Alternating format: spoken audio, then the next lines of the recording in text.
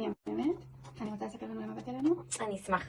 האמת שזה באמת היה לא מתוכנן, וזכיתי להגיע לפה, ולעשות סוף סוף משהו עבור עצמי. אני 3 ילדים קטנים, ובעל במילואים כבר מעל 440 ימים. מדהימה. ואני יותר ממתרגשת, שסוף סוף אני אולי אראה קצת פחות סימני עייפות, ואני אצליח לראות טיפה יותר את עצמי.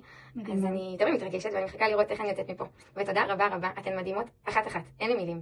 תודה לך, וזו זכות בשבילנו לעשות בשבילך. חשוב לי שידעו שבאמת יש כל כך הרבה מקומות ויש כל כך הרבה היצע בחוץ, אבל קודם כל מבחינת יחס, אני באמת לא ראיתי ולא הכרתי עד שחוויתי את השירות שלכם. זה משהו שהוא ברמה אחרת, ואני מישהי שעובדת עם לקוחות, עובדת בשירות, אני יודעת לזהות מתי רואים משהו שהוא חריג, ואתן משהו שהוא חריג.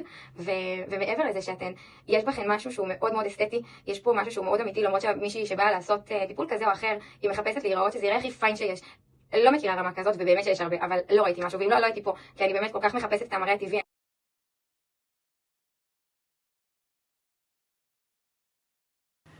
ולפגוש את עצמי, רגע. מצוקה. וואי. מה קורה? וואי.